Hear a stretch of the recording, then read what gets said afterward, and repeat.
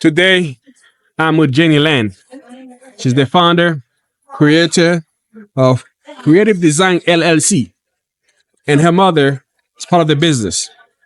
Jenne-Lee, can you tell your story on how you ended up coming to craft show like this? So, my mom actually started her business, Phoenix Creative Design, originally. What happened was we both kind of ended up leaving our jobs. And my mom had always been told that, if you want to make money, go into your own business. And so that's what she decided to do with her inheritance. And then, Oh my, inheritance, I'm gonna start a business with that. yeah. So when I found myself without a job, she then turned around and encouraged me to do the same. She knew I had always wanted to be my own boss anyway. And the thought of going back to work for somebody else was not what I wanted. So that's how I ended up starting my sublimation part of Phoenix Creative Design. Fascinating. Jenne-Lee, can you tell a little bit more about the story behind sublimation? Because some people make cookies, they make brownie, they make t-shirt. Why sublimation? What's the reason behind that? So sublimation is an amazing technique. The thing about sublimation that's different from like vinyl or things like that is that vinyl sits on top. It's like a sticker. So over time that breaks down and cracks and peels. Whereas sublimation actually dyes the fibers of the material. So it'll last as long as the product that it's on. And how did you learn those stuff? YouTube. I frequently tell people I paid lots of money for a shiny piece of paper that said, or that might as well have read, I learned how to do something I could have learned watching YouTube. Fascinating. So you learn how to make sublimation, and then how did you beginning to find them craft show to go to? So a lot of it was my mom. She already had some connections in the community. And then over time, I started to build some of those same connections with other people. I just kind of looked online through Chamber of Commerce and things like that to see what shows were going on and where I could kind of find my niche. And we're actually in the process of trying to build our own craft show. I also do event planning on the side as well. So it kind of opens up. Oh, you want to do your own craft show as well? I own a event planning business as well. You own an event planning, but you also want to do host craft show as well. Correct. Why is that? Just because one of the things my mom keeps finding is that, we come out and there's a lot of the same thing. You see 5 or 6 vendors selling cookies, 5 or 6 vendors selling laser engraved. And so we want to still make those connections, but we also want to make sure that each person's getting their own niche fed so that everybody makes money, not just a few of us. So are you saying that you will restrain how many of the same people you allow in the market, right? Correct. Otherwise, it cannibalizes itself because there's too many people selling it. Exactly. I think you're right. I think sometimes you see a lot of people selling the same thing, and sometimes you see a lot of people selling stuff that you can get on Temu, Mm-hmm. It's just like, well, I'm not sure this is a craft show anymore. Yeah. I guess, how long you been coming to craft show then?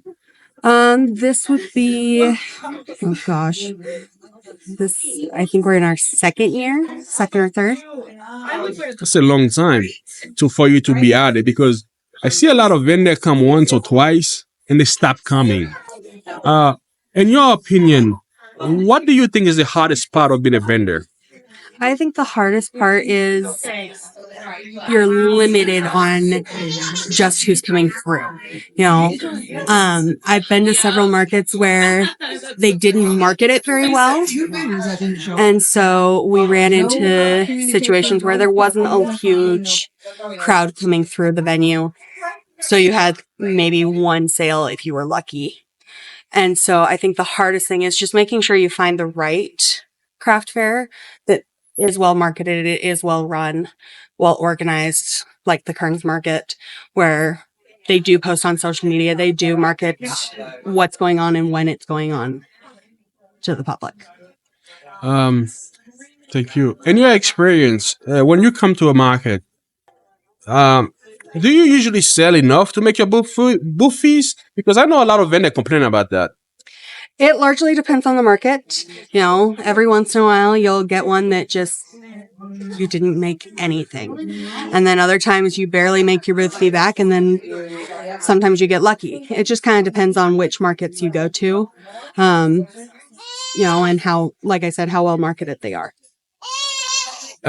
So when you go to a market, sometimes I know people go to outside where they have to set up a canopy or a tent. Is there anything specific you do for your booth to attract visitors to come? My favorites are when I can bring my own speakers and play music, because one of the things I learned when we were selling fireworks was that music attracts people, especially if it's loud. And so if I can bring my own speakers in and just play music, that's one of the things I love to bring people in. What's the future for the business? My goal is to eventually launch online so that I can hit a bigger audience and be able to work with people worldwide to create designs. You know, obviously that's a little bit far out, but you know, I also like the personal touch of being in a market and being able to talk to people in person. And where can people find you? Right now we're mostly on social media. So Facebook, what is your media name? I'm right now just under Jen Cannon. My mom is under Phoenix Creative Design. All right. Jenne-Lee, thank you for talking to us today. Good luck with your business and today and in the future. Okay? Thank you.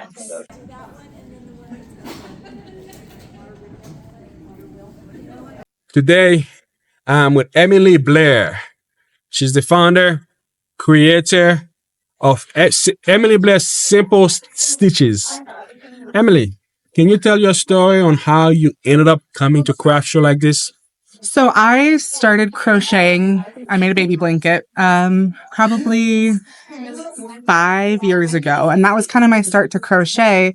And then I decided to make some small stuff as presents for friends and stuff. And then I had somebody suggest I turn it into jewelry, which I did. And then I actually never intended to do craft fairs or shows, but I had a friend who did this market, actually. She sold macarons, and she said, you know what, you should come do a market with me. So I applied, and I made a ton of earrings in like 2 weeks. It was kind of insane, and came and did my first one, and I loved it. I loved being able to talk to the people. I loved getting a chance to share what I consider art with everybody, and then I just kept doing it. And then I started expanding from more of earrings. And then I started doing keychains. I did the mini dice bags for those who like D&D. So I've got something for everybody, bookmarks, all of that. And it's just kind of progressed from there. Fascinating. So were you always into crafting? Or how did you learn those stuff though? So when I was probably 5 or 6, my great grandma tried to teach me how to crochet. I made maybe a 2-inch by 3-inch square and gave up. And then when I found out I was pregnant with my daughter, I was like, you know what? Happy Mother's Day, Emily. Thank you. The best mother right here. I decided to make a baby blanket. And so that I could make something for her and kind of have something to do in those early pregnancy days when you really don't feel great. And then I took a break for a while and then started doing this. But I kind of grew up like sewing and doing kind of crafty stuff my whole life. So it wasn't too hard to transition into doing more of it. Makes sense. So you've been coming to craft show for like a while now, right? This is my 2nd year. So it'll be 2 years this June is when I officially started doing craft fairs. You know, when I come to craft show, you know, there's so many different vendors and different things you see. What would you say is the hardest part of being a vendor? I would say making sure your stuff is eye-catching and unique. So if you have the same thing as 5 other vendors, you're competing not only for customers' attention, you're also competing price-wise. And so I would say finding something that's unique and then also making sure like your display has something different about it that draws the eye. Totally. And that took a while for me to kind of figure out. I agree. This is my like 5th iteration of my display. So trying to, improve. mm-hmm. I think sometimes vendors, they've been doing it for so long, they're stuck. Mm-hmm. They don't want to change anything. Yeah. And I think is the opposite of what a small business owner should do, because as a small business, you don't have that much opportunity to win. You have to constantly change. Mm-hmm. And you have to, like, if somebody comes up to me and says, it would be really cool if you made this, a lot of the times that'll be at my next show, is that style of something, or they'll say, ooh, you should make this in that color. I really try to kind of listen to customer feedback to make sure I'm changing to and doing what people want. And how long does it take you to make your earrings? So something small takes 15 to 20 minutes, if I'm really working quickly. Sometimes a little less, really just depends on how tired my hands are, that kind of stuff.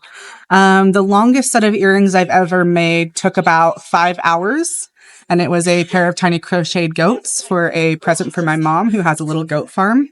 But typically anywhere from 15 minutes to about 2 hours is what I bring to craft fairs, because those sell the best. Speaking of that, selling the best, some craft, so some show you go to, you can sell a lot. Yeah. And some of them can be a completely bust.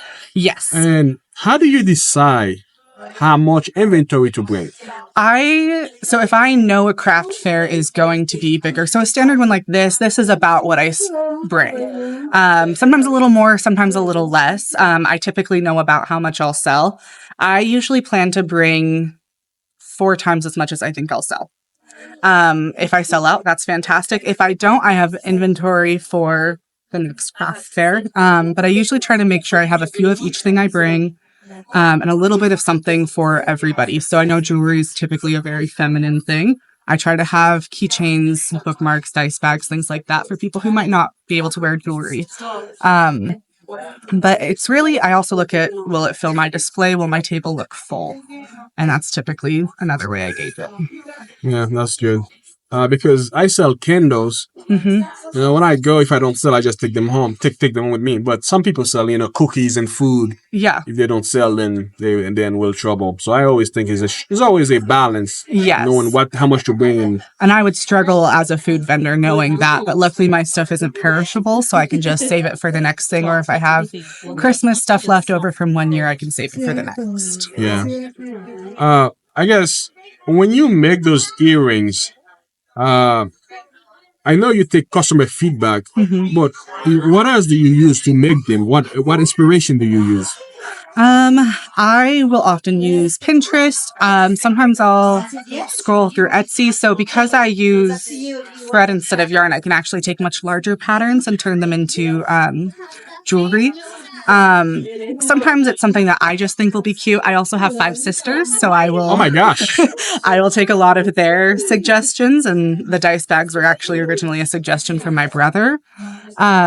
And so I get a lot of feedback from those kind of things. And then sometimes I'll just be like, you know what? I want to look for something new. So I'll search up like cute summer, crochet things and get some ideas. And then typically I'll try to adapt my own pattern and make my own pattern if I can't find one I like. So there's kind of a little bit of a design process there as well.